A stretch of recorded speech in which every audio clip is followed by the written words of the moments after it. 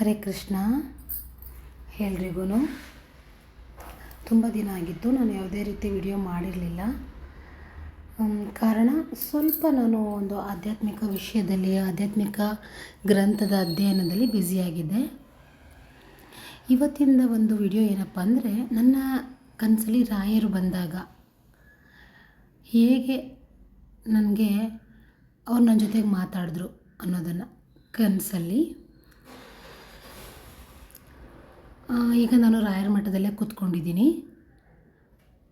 ಇದು ಕೇವಲ ನನಗೆ ಯಾವುದೇ ರೀತಿಯ ಲೈಕು, ಸಬ್ಸ್ಕ್ರೈಬ್ಸು ಆ ಥರ ಉದ್ದೇಶಕ್ಕಲ್ಲ. ನನ್ನ ಜೀವನದಲ್ಲಿ ಆದ ಒಂದು ಮಹತ್ವದ ಬದಲಾವಣೆನ ಹಂಚಿಕೊಳ್ಳೋದನ್ನು, ಮತ್ತು ನಾನು ಆರ್ಥಿಕ ಸಂಕಟದಲ್ಲಿ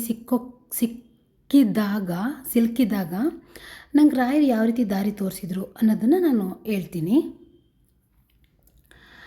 ನಾನು ಸಾಲ ತೀರ್ಸೋಕ್ಕಾಗದೆ ಏನು ಮಾಡ್ತಾಯಿದ್ದೆ, ತುಂಬ ಯೋಚನೆ ಮಾಡ್ತಾಯಿದ್ದೆ, ಚಿಂತೆ ಮಾಡ್ತಾಯಿದ್ದೆ. ಅಂದರೆ ನಮ್ಮ ಮನೆಯವರು ಸ್ವಲ್ಪ ಸಾಲ ಮಾಡ್ಕೊಂಡಿದ್ರು. ಏನಾಯ್ತಂದರೆ, ನಾನು ಒಂದಿನ ಈಗ ಡೈಲಿ ಕೇಳ್ಕೊತಾ ಇದ್ದೆ, ರಾಯರೇ ನಾನು ಏನು ಮಾಡಲಿ, ನನಗೆ ಯಾವುದು ದಾರಿ ಕಾಣಿಸ್ತಾ ಇಲ್ಲ, ನನಗೆ ಯಾವ ರೀತಿ ಯಾವ್ದು ನನಗೊಂದು ಸಂದೇಶ ಕೊಡಿ, ಮೆಸೇಜ್ ಕೊಡಿ ಅಂತ. ಈ ಒಂದು ಸ್ವಲ್ಪ ಸಮಯದ ಹಿಂದೆ, ಅಂದರೆ 1 ವಾರ 15 ದಿನದ ಹಿಂದೆ ನನಗೆ ಅವ್ರು ಕನಸಲ್ಲಿ ಬಂದರು. ಕನಸಲ್ಲೂ ನಾನು ಇದೇ ಸ್ಥಿತಿಲೇ ಇದ್ದೆ, ಮನಸ್ಸಿನ ಸ್ಥಿತಿಲೇ. ಆಗ ತಕ್ಷಣ ನೀನು ಇನ್ನೂ ನನ್ನನ್ನು ನಂಬಿಲ್ಲ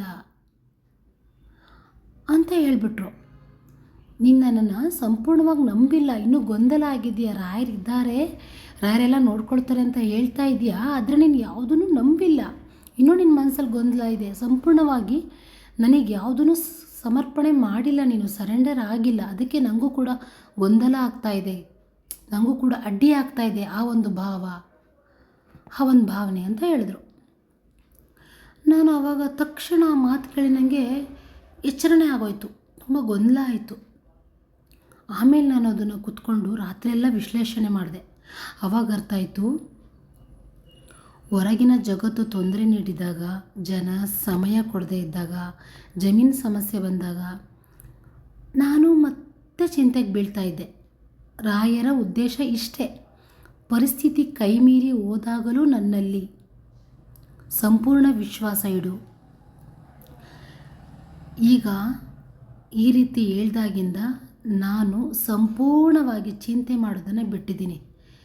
ನನ್ನ ಗಮನ ಏನಿದ್ರೂ ನನ್ನ ಜಪದ ಮೇಲೆ, ನನ್ನ ಆಧ್ಯಾತ್ಮಿಕ ಅಧ್ಯಯನದ ಮೇಲೆ, ನನ್ನ ಕೃಷ್ಣನ ಸೇವೆಗೆ ಮಾತ್ರ ಬಳಸ್ತಾ ಇದ್ದೀನಿ.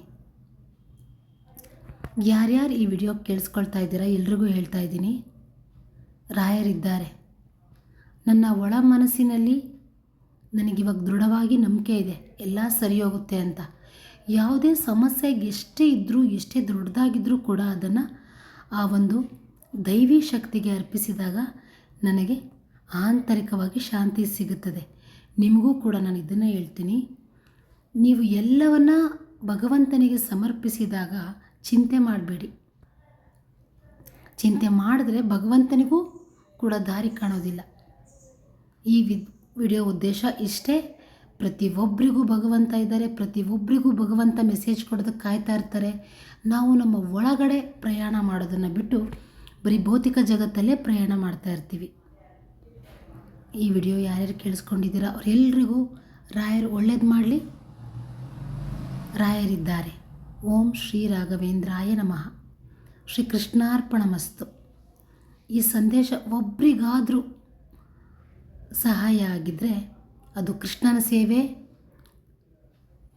ಗುರು ರಾಯರ ಸೇವೆ ಅಂತ ಅಂದ್ಕೊಳ್ತೀನಿ. ಹರೇ ಕೃಷ್ಣ. ಜೈ ಗುರು ರಾಘವೇಂದ್ರ.